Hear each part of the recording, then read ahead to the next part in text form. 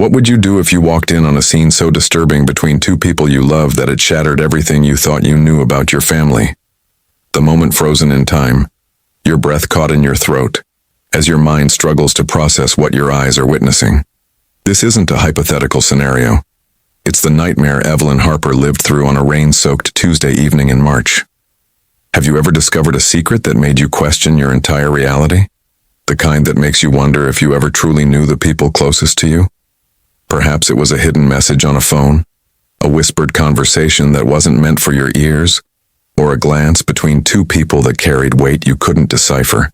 Now multiply that feeling tenfold and imagine discovering something so profound, so boundary-shattering, that there's no going back to the person you were just moments before. For Evelyn Harper, a dedicated nurse in her early 40s, that moment came when she returned home early from her shift at the local hospital. What she witnessed between her 19-year-old son Caleb and her mother, Margaret Maggie Whitaker, defied the natural order of family bonds, an intimate encounter that crossed lines never meant to be crossed. In that single moment, 3 generations of a family began to collapse. 5 days later, one of them would be dead. The Harper family tragedy unfolded in a quiet upstate New York town, where neighbors knew each other by name, and family reputations were built over decades. On the surface, they represented resilience, a hard-working single mother, her artistic college freshman son, and the grandmother who had always been there to help raise him. But beneath this facade of normalcy festered generational wounds, psychological manipulation, and dangerous boundary violations that would ultimately lead to disaster. What dark forces were at play in this seemingly normal family? How does a relationship between grandmother and grandson deteriorate into something forbidden? And could this tragedy, this death that left a community reeling and a family fractured beyond repair, have been prevented if someone had recognized the warning signs? Today we'll examine the complex psychological dynamics that led to this shocking case. We'll trace the 5 days between Evelyn's discovery and the fatal conclusion that left one family member dead. We'll explore Detective Laura Bennett's investigation and the questions that continue to haunt those connected to the case years later. Before we continue this disturbing journey into the Harper family's darkest hour, take a moment to subscribe to True Crime Dossier. Each week, we delve into cases that force us to confront uncomfortable truths about human relationships, family dynamics, and the sometimes blurry line between victim and perpetrator. Hit that subscribe button now, because understanding these stories might just help you recognize dangerous patterns in your own community before they lead to tragedy. To understand the tragedy that befell the Harper family, we must first understand the complex web of relationships that existed long before that fateful March evening. Evelyn Harper stood at the nurses' station of Millbrook General Hospital most weekdays, her calm demeanor masking years of internal conflict. At 42, she had built a reputation as the nurse you wanted during a crisis: steady hands, clear thinking, and a reassuring presence. Colleagues described her as reliable and dedicated, often volunteering for double shifts when the hospital was short-staffed. But the Evelyn who navigated hospital corridors with quiet confidence was not the same woman who crossed the threshold of her modest 2-story home on Oakwood Drive. There, her shoulders would subtly slump, her voice would lower an octave, and her decisions, even the smallest ones, would be questioned, analyzed, and often overruled by her mother. Evelyn always seemed smaller when her mother was around, recalled Jane Donovan, a fellow nurse and one of Evelyn's few close friends. It was like watching someone shrink before your eyes. Margaret Maggie Whitaker had taught 3rd grade at Millbrook Elementary for 35 years before her retirement. Former students remembered her fondly as the teacher who organized the best field trips and whose classroom walls burst with colorful student artwork.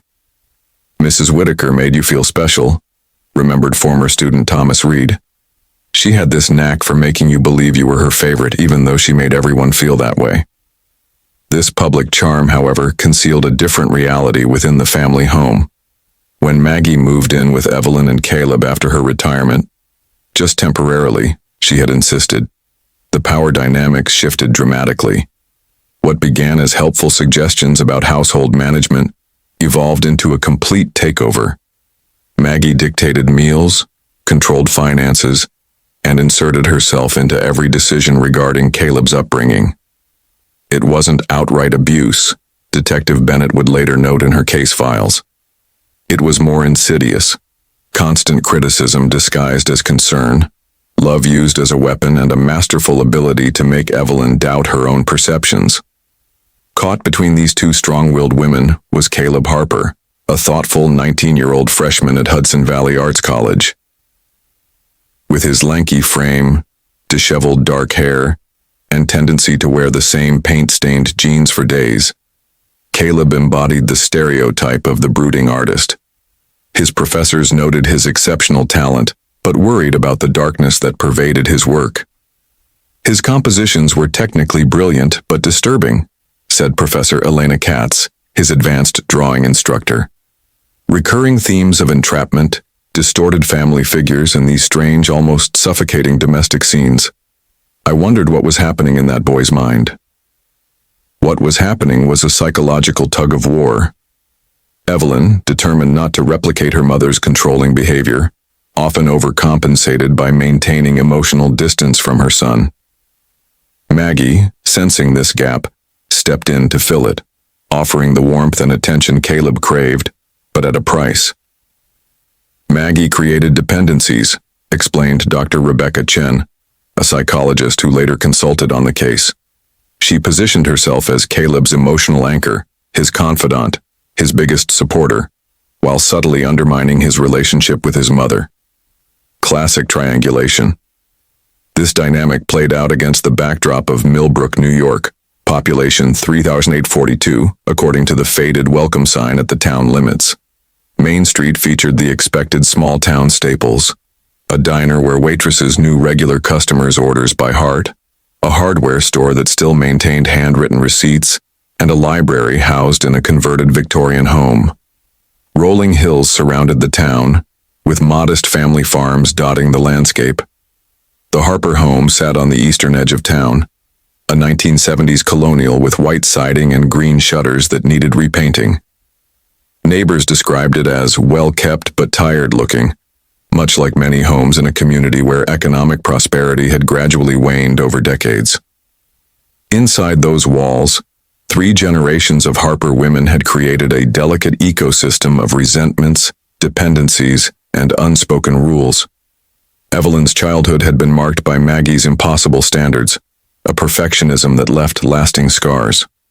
Now, as an adult, she found herself recreating patterns she had sworn to break. Generational trauma doesn't just disappear, noted Dr. Chen. Without intervention, harmful relationship patterns repeat themselves, sometimes in surprising ways. The family becomes a closed system where unhealthy behaviors seem normal because they're familiar. For years, this precarious balance held. Evelyn worked long hours, partly to advance her career but mainly to escape the suffocation of home. Caleb retreated into his art, creating increasingly disturbing images that served as his only emotional outlet. And Maggie maintained her position as the household's central figure, the gravitational force around which mother and son orbited, never getting too close to each other, always returning to her. But systems under pressure eventually crack. In the Harper household, those fractures had been forming for years. Hairline at first, barely perceptible, but deepening with each passive-aggressive comment, each boundary crossed, each resentment swallowed and stored away. No one in Millbrook could have predicted how catastrophically this family system would collapse, or that its failure would end with a death that would leave the community questioning everything they thought they knew about the family behind the white siding and faded green shutters. March 15th arrived with a persistent rain that had saturated the ground for 3 days straight. Droplets drummed against windows, creating a rhythmic backdrop to life in Millbrook. Weather forecasters had promised clearing skies, but by late afternoon, low-hanging clouds still shrouded the town in premature darkness. At Millbrook General, the day shift had been particularly grueling. A 3-car accident on Route 9 had brought in multiple trauma patients, followed by a rush of flu cases that had left the staff depleted.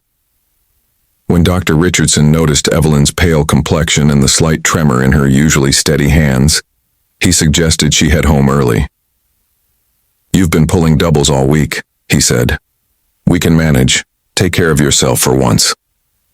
By 6:17 p.m., a time that would be noted in Detective Bennett's official reports, Evelyn's blue Honda Civic pulled into the driveway of the Harper home. She sat for a moment watching raindrops race down her windshield, appreciating the rare quiet. Normally, she wouldn't be home until after 8 p.m., and the prospect of a few hours to herself held unusual appeal. The house appeared still from the outside.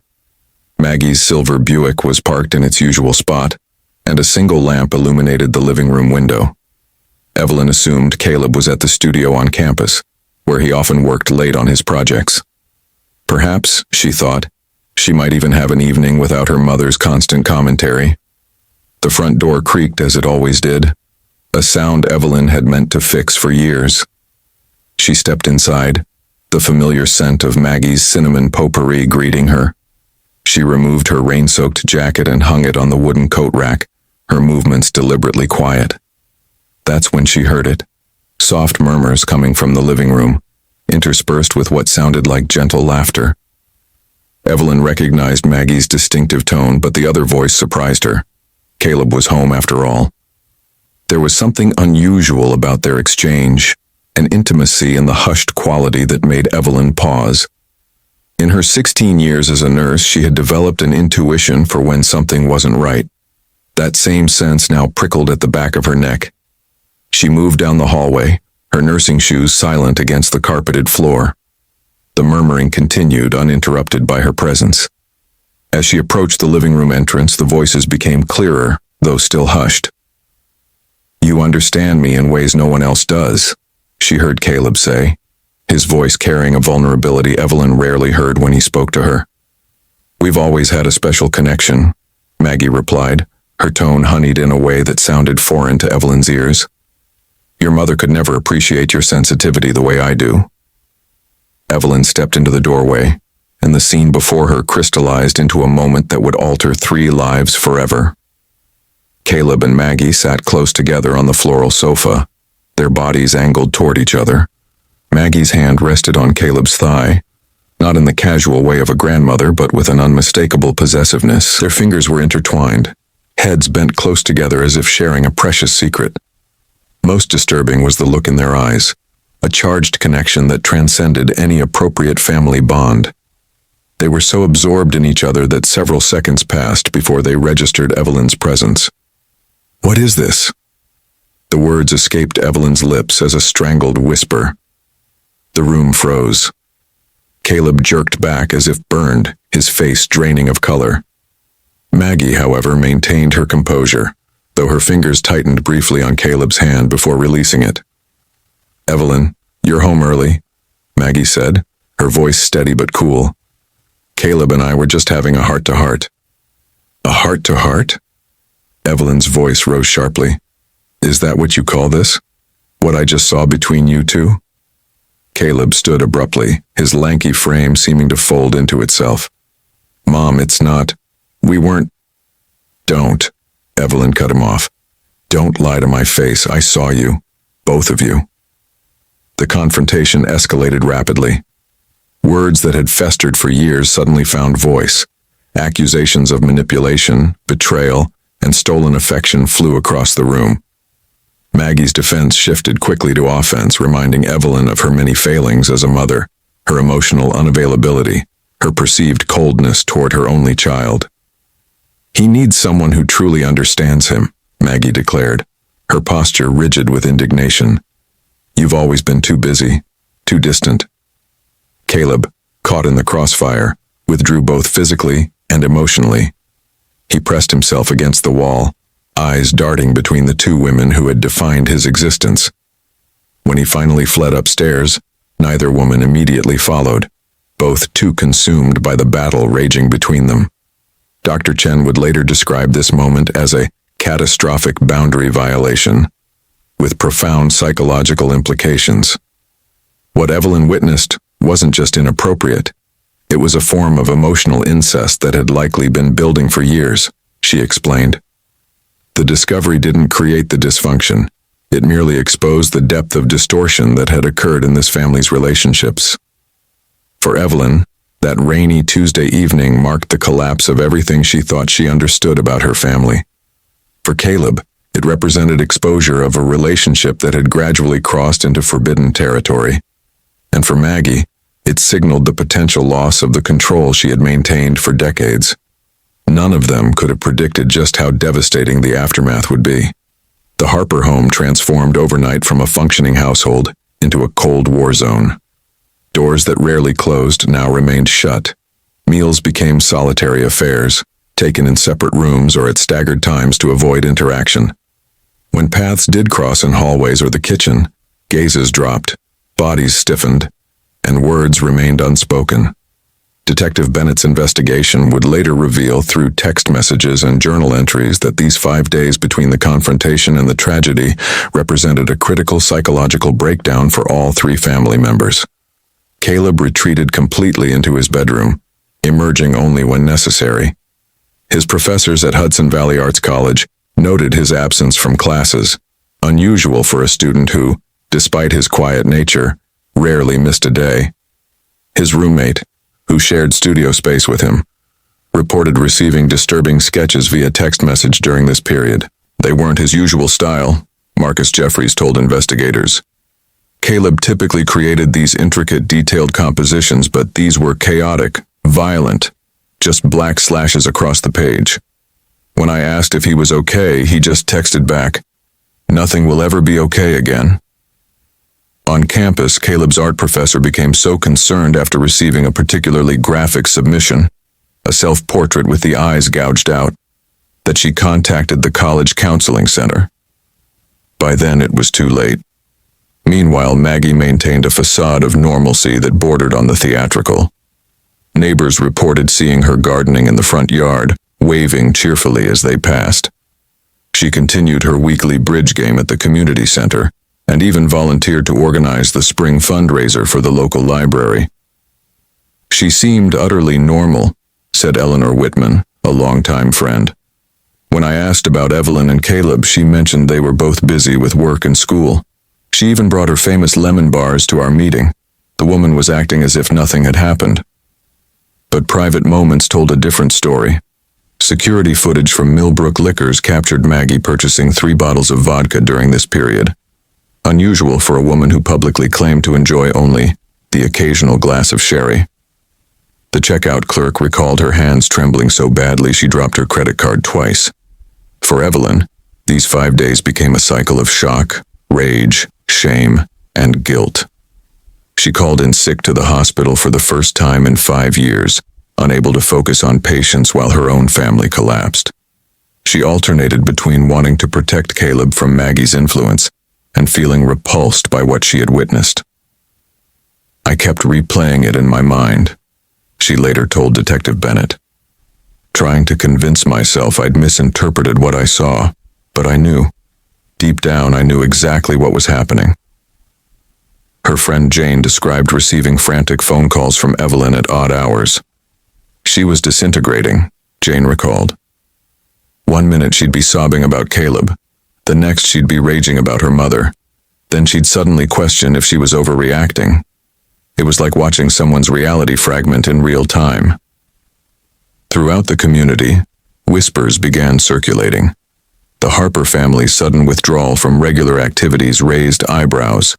Students at the college mentioned Caleb's concerning behavior to administrators. Evelyn's absence from the hospital generated speculation among staff. Maggie's exaggerated normality struck her social circle as increasingly off-key. Mrs. Patterson, who lived across the street, reported to police that she heard terrible shouting from the Harper home on the 4th night. It was past midnight. A man's voice, must have been the boy, screaming something about never being able to escape. Then glass breaking. I nearly called 911, but then everything went quiet. I've regretted not making that call ever since. By the 5th day, the pressure within the Harper household had reached levels that could no longer be contained. The breaking point was approaching, and one family member had already decided how the story would end. Before we continue with the events of that fateful morning, Take a moment to like this video and share your theories in the comments. Was Maggie's death truly a suicide, or could something more complex have occurred in those tense 5 days? What do you think happened between the confrontation and the tragedy? Your insights might highlight aspects of this case that deserve closer examination. March 20th dawned cold and clear, the first rainless morning in nearly a week. The silence woke Evelyn at 6:17 a.m. After days of constant rainfall, the absence of droplets against the roof created a void that pulled her from restless sleep. But as she became fully conscious, she recognized a different quality to the quiet. A stillness that felt wrong, heavy with foreboding. The house itself seemed to hold its breath. No coffee pot gurgled from the kitchen where Maggie would typically be preparing breakfast by 6:00 a.m. sharp. No shower ran in the bathroom Caleb used. No radio played the classical music station Maggie insisted helped civilize the morning hours. "Hello?" Evelyn called, her voice dying in the hallway as if absorbed by the thick silence. She checked her mother's bedroom first, finding it empty, the bed made with military precision. This wasn't unusual. Maggie often rose before dawn. What struck Evelyn as odd was the room's state. Drawers partially open, closet door ajar, personal items arranged in 2 perfect rows on the dresser, as if someone had carefully organized their possessions for others to find. Concern growing, Evelyn moved to Caleb's room, knocking softly before pushing open the door. The scene inside stopped her cold. Caleb sat on the floor, back against his bed, knees pulled tight to his chest. His face was ashen, eyes red-rimmed and vacant. In his trembling hands, he clutched a folded piece of paper. "Caleb?" Evelyn whispered, dropping to her knees beside him. "What happened? Where's Grandma?" He didn't speak, couldn't speak, but extended the note toward her with shaking fingers. The paper was high-quality stationery that Evelyn recognized as part of the set Maggie used for her correspondence. The handwriting was unmistakably her mother's. Neat, precise penmanship that had graded thousands of elementary school assignments. "I cannot live with the shame. Forgive me." 8 words.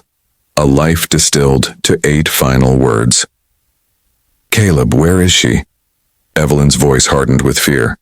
When he remained unresponsive, she searched the house methodically. Kitchen, living room, bathrooms, basement, finding nothing until only one place remained unchecked. The garage. The door connecting the house to the garage felt unusually heavy as Evelyn pushed it open. The smell hit her first, the acrid scent of exhaust fumes lingering despite the garage door being partially open. Maggie's silver Buick sat in its usual spot, engine silent now, but the key still in the ignition turned to the auxiliary position. Behind the wheel, Maggie Whitaker sat slumped forward, her forehead resting against the steering wheel as if in final prayer. Evelyn's training took over. She checked for a pulse she knew wouldn't be there. She noted the waxy pallor of death. She observed the empty pill bottle in the passenger seat, her own prescription for sleep medication nearly full yesterday, now vacant of its contents. She registered the empty vodka bottle on the floor. And finally, she noticed the second note tucked under the windshield wiper, protected in a plastic sandwich bag from the previous day's rain. At 6:43 a.m., Evelyn called 911. Officer Michael Chen arrived first at 6:51 a.m., followed by paramedics at 6:57 a.m. The official pronouncement of death came at 7:02 a.m., though it was clear to all present that Margaret Whitaker had been dead for hours. Detective Laura Bennett reached the scene at 7:28 a.m. Unlike her colleagues on the force, Bennett approached with quiet, methodical precision rather than rushed urgency. Death had already claimed its prize. Now was the time for careful observation. "I need you to tell me exactly what happened over the past 5 days," she told Evelyn, who sat wrapped in a blanket on the front porch while crime scene technicians moved through her home. "Every detail matters." As Evelyn recounted the confrontation and its aftermath, Bennett watched Caleb through the window. The young man hadn't spoken a word since police arrived.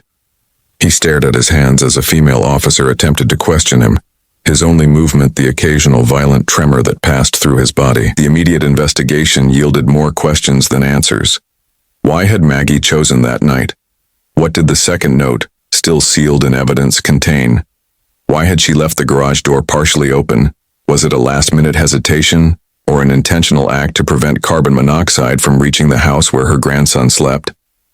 And perhaps most troubling, given the family dynamics, could this truly be classified as a straightforward suicide? As the sun climbed higher over Millbrook, the Harper tragedy transformed from a private family matter into a case that would consume the town for months to come. Detective Laura Bennett's assignment to the Harper case wasn't coincidental. At 38, she headed Millbrook Police Department's small investigative unit, specializing in cases involving family violence and psychological complexity. Her colleagues noted her unique approach. While others rushed to conclusions, Bennett observed, listened, and assembled psychological profiles that often revealed motives invisible to standard police work. Bennett had personal reasons for her methodical approach. Raised in a household with hidden dysfunction, she understood how families construct elaborate facades that conceal painful truths. Family crimes require patience, she often told new detectives. The evidence may be scientific, but the motives are always human. Her first action at the Harper home set the tone for the entire investigation.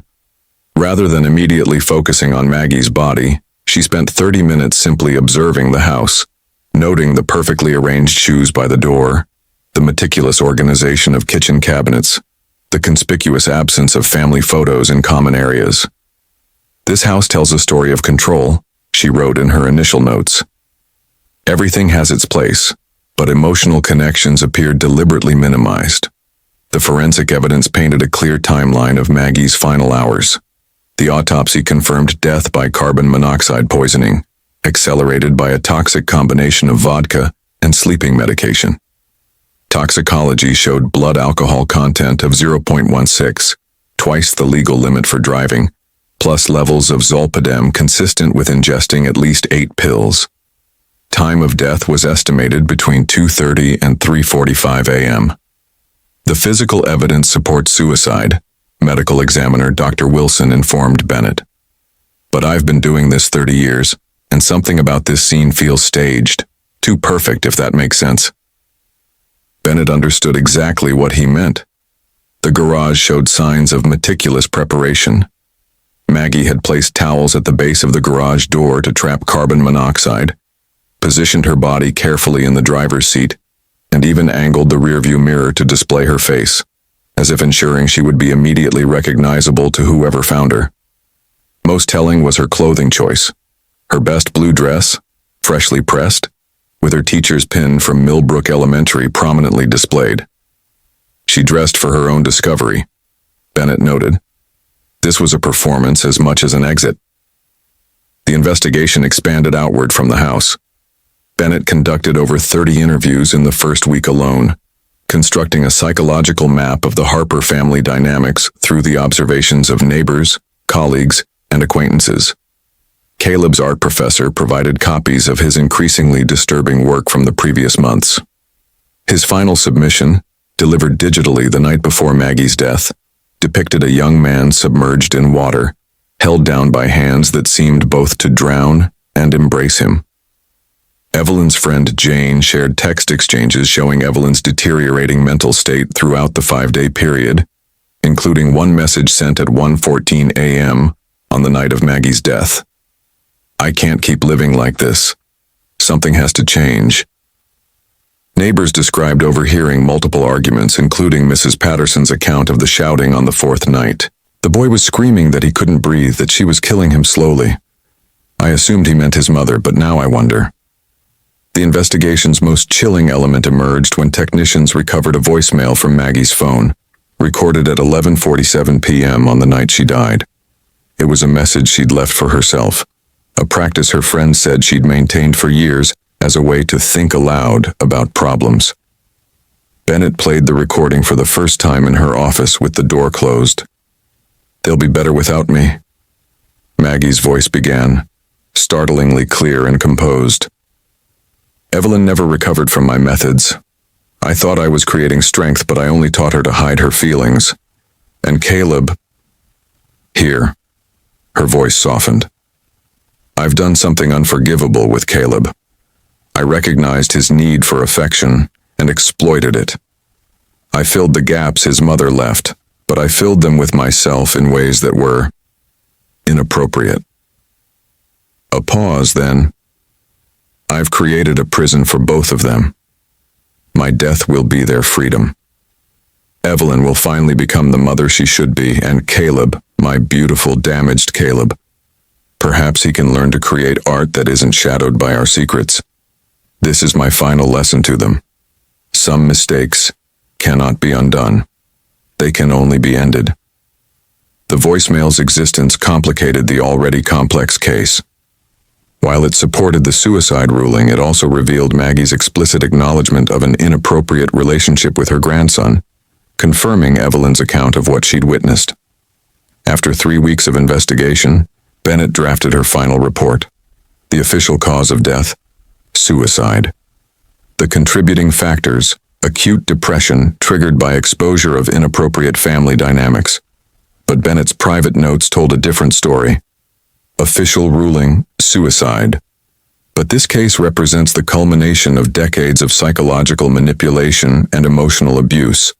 While Maggie Whitaker died by her own hand, the circumstances leading to her decision involved multiple family members and generations of dysfunction. In a very real sense, this death resulted from a complex family system collapsing under the weight of its own secrets, not simply one woman's decision to end her life. When asked by her supervisor if she was completely satisfied with the ruling, Bennett responded with uncharacteristic ambiguity. The evidence supports suicide, but the full truth of what happened in that family died with Maggie Whitaker. To understand the Harper tragedy fully, we must examine it through a psychological lens that reveals complexities beneath the surface events. Dr. Rebecca Chen, forensic psychologist who consulted on the case, introduced investigators to the concept of moral inversion that frequently appears in family tragedies. Moral inversion occurs when family roles become so distorted that harmful behaviors are reframed as expressions of love, Dr. Chen explained. In the Harper household, boundaries designed to protect family members, particularly between generations, collapsed completely. Actions that should have triggered alarm were instead normalized, even celebrated as special connections. Maggie Whitaker's psychology presents a textbook case of what specialists term narcissistic parental investment. Throughout her life, she derived her primary sense of purpose and identity from controlling those around her. As a teacher, this manifested positively through mentoring students. Within her family, however, it transformed into something more destructive. Maggie couldn't tolerate becoming irrelevant, observed Dr. Chen after reviewing journals found in Maggie's bedroom. Her retirement represented a profound identity crisis. With her professional role gone, she compensated by intensifying her grip on Evelyn and Caleb. Her relationship with Caleb served multiple psychological functions. It provided the admiration she craved, created a weapon to use against Evelyn, and fulfilled her need to remain the central figure in the family system. When exposure threatened this arrangement, suicide became her final act of control, one that ensured she would remain the dominant narrative in family consciousness for years to come. Evelyn's psychology reveals the classic profile of an adult child of a controlling parent. Her hospital colleagues described her as hyper-competent yet perpetually apologetic, confident in crisis situations, but uncertain in personal relationships. This dichotomy reflected her fundamental psychological conflict. Evelyn developed a split self, explained Dr. Marianne Jackson, trauma specialist who reviewed the case.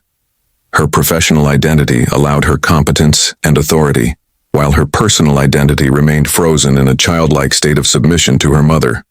This division created sustainable psychic survival, but prevented authentic integration. The confrontation forced these compartmentalized selves to collide. Suddenly, Evelyn's professional judgment about appropriate boundaries crashed against her lifelong pattern of deferring to her mother. This cognitive dissonance created the psychological crisis that preceded the tragedy. For Caleb, the psychological impact manifested most visibly through his artwork. Analysis of his portfolio revealed a progressive distortion of human forms over the preceding year, particularly female figures that often appeared with two faces or merged identities. His art shows classic trauma processing, noted art therapist David Levine. The duplicity in his grandmother's affection, being both nurturing and exploitative, created profound confusion about intimacy and trust. His artwork attempted to resolve what his conscious mind couldn't articulate. In his final sketchbook, recovered from his room after Maggie's death, Caleb had drawn a single image repeatedly. A young man trapped in a box made of glass, visible to the outside world but unable to break free. Each repetition showed the glass growing thicker, the figure inside growing smaller. The Harper case exemplifies what psychologists term intergenerational trauma transmission, the process by which harmful patterns pass from one generation to the next. Dr. Jackson observed that each Harper family member was both victim and perpetuator in this cycle. Maggie likely experienced similar boundary violations in her own upbringing, though less extreme, she noted. She then intensified these patterns with Evelyn, who responded by emotional withdrawal from Caleb, creating the void Maggie exploited. Each generation inherited trauma and adapted by creating new variations of the same fundamental injury. This psychological perspective doesn't excuse harmful behavior, but contextualizes it within systems that perpetuate dysfunction. As Dr. Chen summarized, the Harper tragedy resulted not from individual pathology alone, but from a family system where normal development was systematically disrupted across generations. What makes this case particularly heartbreaking is that all three members were simultaneously victims of this system, while also contributing to its preservation. When news of Maggie Whitaker's death broke beyond Millbrook's borders, the story quickly captured regional attention. The Millbrook Gazette's restrained headline, "Local Teacher Found Dead in Apparent Suicide," gave way to more provocative coverage from city papers. Grandmother's shocking death follows forbidden relationship with grandson, and teacher's dark secret leads to tragic end. The Hudson Valley Monitor devoted a front-page spread to the case, highlighting the disturbing dynamic between three generations and featuring quotes from former students who expressed disbelief that their beloved elementary school teacher could be involved in such a scandal. Online forums exploded with speculation, amateur psychological analyses, and heated debates about who deserved blame. Millbrook itself fractured along predictable lines. Those who had known Maggie primarily as an educator defended her legacy, suggesting Evelyn's account must be exaggerated or misinterpreted. Maggie Whitaker shaped hundreds of young minds positively, wrote retired Principal Edward Collins in a letter to the editor. A lifetime of service shouldn't be erased by unproven allegations. Others, particularly parents of young children, reacted with horror and retroactive suspicion. The PTA canceled a planned memorial scholarship in Maggie's name, and several families requested their children's artwork be removed from displays Maggie had curated at the elementary school. Most painful for Evelyn were the whispers that followed her at the hospital when she eventually returned to work.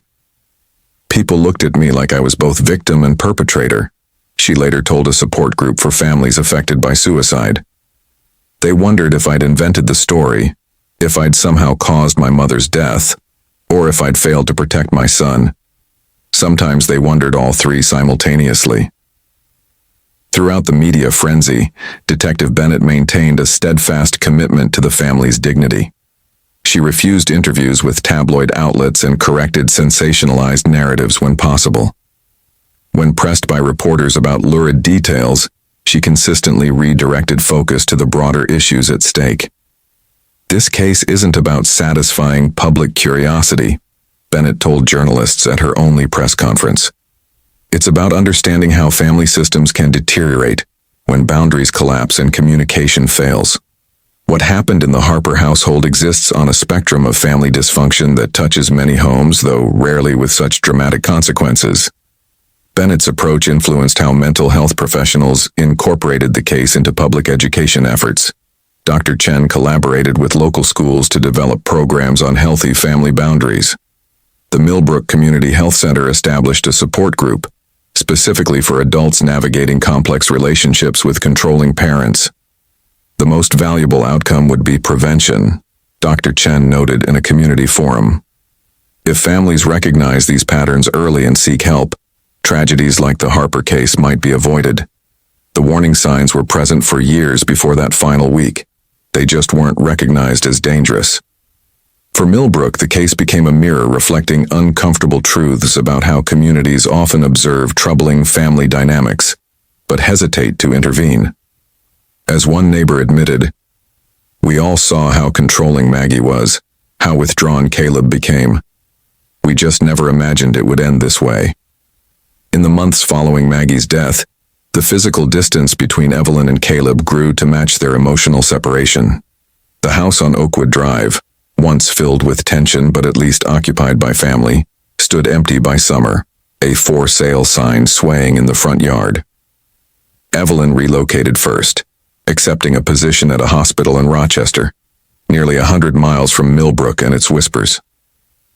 Colleagues there knew her only as the competent nurse who kept to herself, not as a figure in a tragedy that had briefly captured regional headlines. Starting over meant becoming someone new, Evelyn explained in her only interview, given anonymously to a psychology journal studying family trauma. "I couldn't be both a healing professional and the woman from that terrible case. I chose my career because at least there I knew how to function." Through her attorney, Evelyn sold most of the family possessions, creating a clean break from the physical reminders of her past. She declined to claim her mother's ashes, which remained at the funeral home for months before being interred in an unmarked plot paid for by the county. Caleb's path proved more erratic. He withdrew from Hudson Valley Arts College mid-semester, forfeiting his scholarship and academic standing. For several weeks he stayed with his roommate Marcus's family, before disappearing from Millbrook entirely. Reports of his whereabouts emerged occasionally, working at a fishing dock in Maine, bussing tables at a diner in Pennsylvania, briefly enrolled in a community college art program in Vermont before dropping out. Each location represented another attempt to outrun memories that traveled with him regardless of distance. The one constant in Caleb's nomadic existence was his art. Gallery owners in small New England towns occasionally reported exhibitions by a young artist who refused to attend his own openings. Critics noted the haunting quality of work that depicted human relationships as simultaneously nurturing and consuming. 3 years after Maggie's death, Detective Bennett received a package containing a sketch of the Harper home, with 3 shadowy figures visible through separate windows. The unsigned note read simply, "Some questions don't have answers. I'm learning to live with that." Despite the official closure of the case, questions persist that neither time nor investigation could resolve. Was Maggie's death truly a choice made in isolation? Or had confrontations occurred that night that pushed her toward her final decision? Had Evelyn suspected the inappropriate relationship before walking in on that scene? What exchanges occurred during those 5 days that neither survivor has ever fully disclosed? The second note found in Maggie's car, sealed as evidence but never made public, supposedly contained specific messages for both Evelyn and Caleb. Its contents remained confidential, known only to Detective Bennett and the 2 family members who declined to discuss its revelations. Perhaps most troubling is the question of how such profound dysfunction festered undetected beneath the veneer of normalcy. The Harper family interacted with hundreds of community members, teachers, medical colleagues, neighbors, friends, yet no one recognized the severity of their psychological entanglement until it culminated in tragedy. The Harper case reminds us that families construct elaborate facades, Dr. Chen explained in her lectures on the subject. They develop coded language and shared myths that conceal dysfunction from outsiders. The most dangerous family secrets are those hiding in plain sight. For those who knew them, the Harper name became shorthand for the dangers of generational trauma left unaddressed. School counselors in Millbrook now receive specialized training to identify unhealthy family dynamics. The local medical center established protocols for screening patients for boundary issues and controlling relationships. The lasting legacy of the Harper family isn't found in sensational headlines or community gossip, but in the quiet recognition that within ordinary homes, extraordinary damage can occur when boundaries dissolve, and healthy attachments warp into dependency. Their story serves as a sobering reminder that sometimes the most devastating harm comes from those who claim to love us most.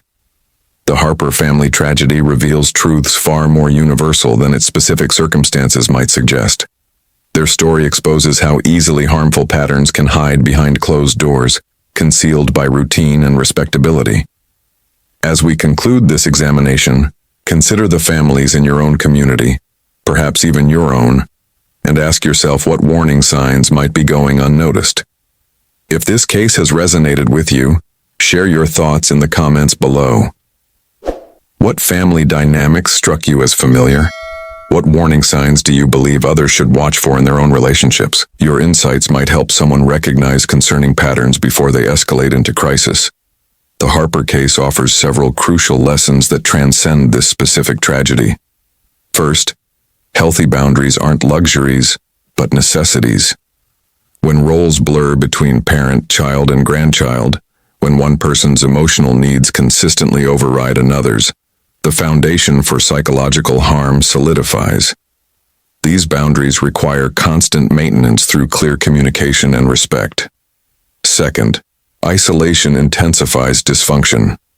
The Harper family withdrew from meaningful community connections, creating a closed system where distorted behaviors became normalized.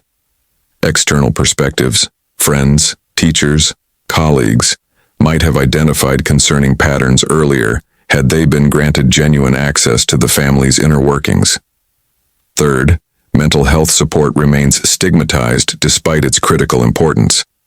Neither Evelyn, struggling with her mother's control, nor Caleb, processing complex trauma through his artwork, nor Maggie herself, battling her fear of irrelevance, sought professional guidance that might have interrupted their collision course with tragedy.